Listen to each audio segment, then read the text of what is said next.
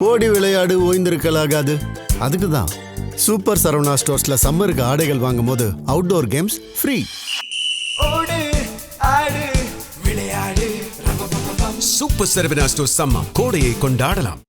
பரபரப்பான அரசியல் சூழலில் நாடாளுமன்றம் இன்று கூடுகிறது.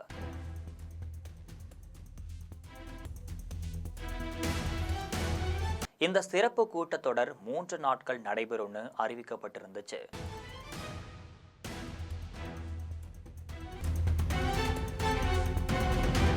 மக்களவை தொகுதிகளின் எண்ணிக்கையை 543 இருந்து 850 உயர்த்த வழிவகை செய்ய சட்ட திருத்த மசோதா நாடாளுமன்ற கூடுகின்ற முதல் நாளை அறிமுகப்படுத்தப்படும் என்பது குறிப்பிடத்தக்கது. அது என்ன என்பதை பற்றி ஜெம் தொலைக்காட்சி வழங்கும் சிறப்பு செய்தியில விரிவாக பார்க்கலாம்.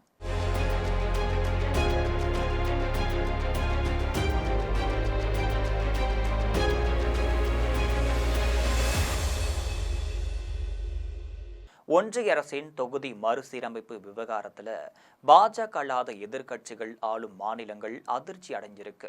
எப்போதுமே மாநில உரிமைகளை தட்டி கேட்பதில் முன்னத்தே ஏறாக குரலாக கொடுக்கும் தமிழ்நாடு இந்த விஷயத்துல முதல் குரலாக கண்டனம் தெரிவிச்சிருக்கு.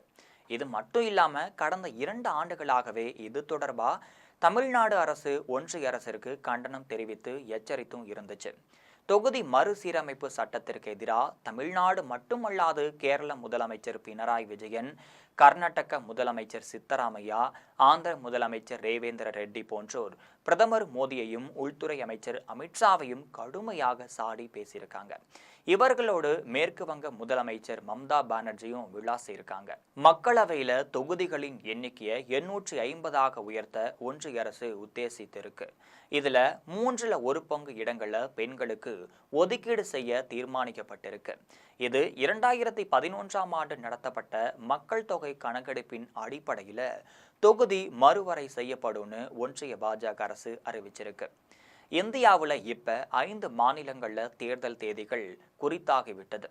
அரசியல் தலைவர்கள் தேர்தல் பிரச்சாரத்துல முழுமையாக ஈடுபட்டு வராங்க. ஒரு பக்கம் இந்த சந்தடி சாக்குல தான் தொகுதி மறுவரைக்கு ஒன்றிய அரசு அவசரம் காட்டுவது சந்தேகத்தை எழுப்பியுள்ளதா குற்றச்சாட்டு எழுந்திருக்கு.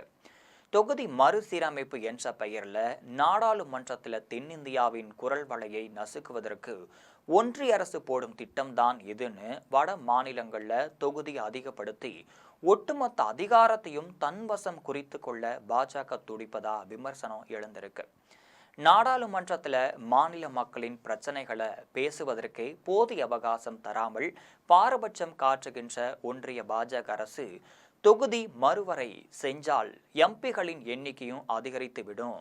அப்ப வட இந்திய எம்பிகள் எழுப்பும் பிரச்சனைகள் மட்டுமே எழுப்ப முடியும். தென்னிந்திய பிரதிநிதிகள் என் வீட்டுக்காரரும் கச்சேரிக்கு போயிட்டு வராருன்னு சொல்ற மாதிரி நாடாளுமன்றத்துல சும்மாவே அமர்ந்துட்டு வர வேண்டிய நிலைதான் ஏற்படும். இது குறைந்தபட்ச அரசு அதிகபட்ச நிர்வாகம் அப்படிங்கிற ஜனநாயக முழக்கத்திற்கு ஒன்றிய அரசு வேட்டு வைப்பதா இருக்கும். இது மட்டும் இல்லாம ஒன்றிய அரசின் இந்த முடிவால நாடாளுமன்ற செயல்பாடுகளின் தரம் குறைஞ்சிரும். மக்களின் வரிப்பணம் வீணாகும் நிலை உருவாகி இருக்கும். பன்முக கூட்டாட்சி தன்மையை சிறுமைப்படுத்தும் நடவடிக்கையாக இது அமையும். பாஜகவின் ஆதிக்க பிடியில இருக்கக்கூடிய மாநிலங்களின் தொகுதி எண்ணிக்கையை உயர்த்தி தென் மாநிலங்களை சிறுமைப்படுத்தும் திட்டமிட்ட செயல்தான் இது. ஜனநாயகத்திற்கு குரல் கொடுத்து வரும் பத்திரிகையாளர்கள் இதை கடுமையாக கண்டித்துள்ள கர்நாடக முதல்வர் சித்தராமையா வட மாநிலங்கள்ல தொகுதி எண்ணிக்கையை இரட்டிப்பாக்கி தென் மாநிலங்கள்ல தொகுதி எண்ணிக்கையை 24% வச்சு மாநிலங்களை விளிம்பு நிலைக்கு தள்ள நினைக்கும் பாஜகவின் பிற்போக்கு திட்டம் இது. அதனால தான் தேர்தல் நடக்கும் சமயத்துல கட்டாயம் இந்த திட்டத்தை ஒன்றிய அரசு திணிக்கிறதுன்னு சாடுகிறார் சித்தராமையா. தமிழ்நாடு முதலமைச்சர் ஸ்டாலின் இந்த விஷயம் தொடர்பா மாவட்ட செயலாளர்கள் மட்டும் இல்லாம எம்பிகளுடன் அவசர ஆலோசனையிலும் ஈடுபட்டார். இது தொடர்பா தனது எக்ஸ்தல பதிவுல ஒன்றிய அரசை கடுமையாக தாக்கியிருக்காரு. தொகுதி மறுவரை என்பது தென் மாநிலங்களுக்கும் ஒன்றிய அரசு செய்யும் வரலாற்று அநீதி என்றும் விளாசியுள்ளார்.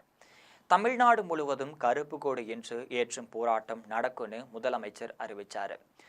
மகளிர் இடஒதுக்கீடும் தொகுதி மறுவரையும் ஒன்றுதான் என்ற மாயத் தோற்றத்தை பாஜக உருவாக்குவதா விமர்சனம் செஞ்சிருக்காரு.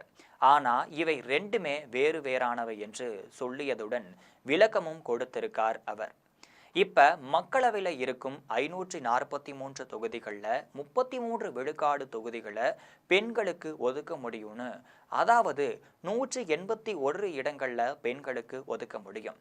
இதே போல தமிழ்நாடு சட்டப்பேரவையில் உள்ள 234 உறுப்பினர்களில் 78 இடங்களை பெண்களுக்கு ஒதுக்கலாம் அப்படின்னு எந்த பிரச்சனை இல்லைன்னு சொல்லி இருக்க முதலமைச்சர் திட்டமிட்டே தென் மாநிலங்களின் மக்களவை தொகுதிகளின் எண்ணிக்கையை குறைக்கவே ஒன்றிய அரசு மகளிர் இடஒதுக்கீடு அப்படிங்கிற முகமூடியை அணிந்து வருவதா குற்றம் சுமத்தியிருக்காரு.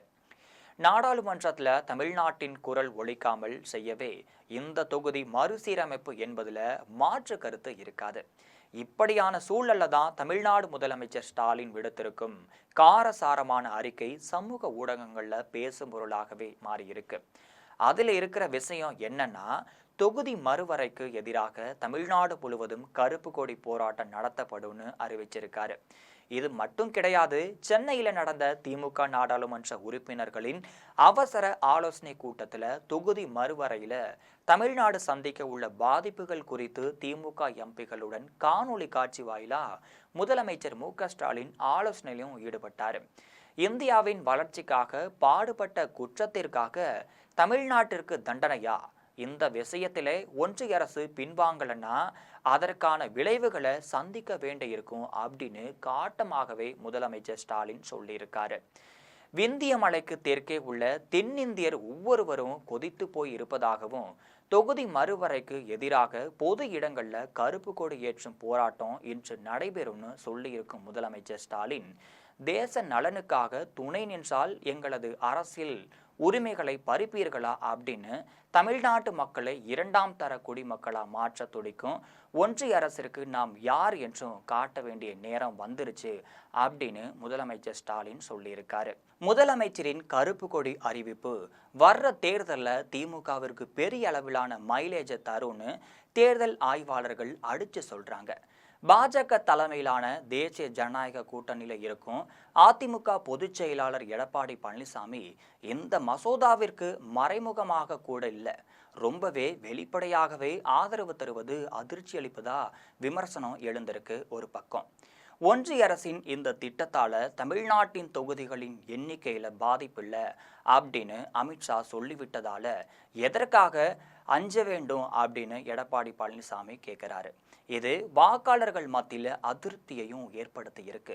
இது ஓரளவுக்கு அரசியல் புரிந்த மக்களிடம் அதிமுகவிற்கு இந்த தேர்தலில் மிக பெரிய அளவுல பின்னடைவை ஏற்படுத்தும் சொல்றாங்க. மாநில உரிமைகளுக்கும் எப்போதும் குரல் கொடுக்கும் திராவிட இயக்கத்தின் தொடர்ச்சி அதிமுக என்று கூறும்போது இது போன்ற விஷயங்கள்ல குரல் கொடுக்காமல் கழுத்தை நெரிப்பது எது என்று வாக்காளர்கள் கேள்வி எழுப்பி வர்றாங்க. இது போன்ற நிறைய அரசியல் செய்திகளை அன்றாடம் தெரிந்து கொள்ள எம் தொலைக்காட்சியுடன் எப்பொழுதும் இணைப்பில் இருங்கள்.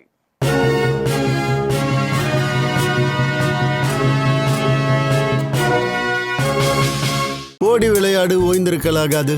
அதுக்கு தான் சூப்பர் சரவணா ஸ்டோர்ஸ்ல சம்மருக்கு ஆடைகள் வாங்கும் போது அவுட்டோர் கேம்ஸ் ஃப்ரீ. ஓடு ஆடு விளையாடு.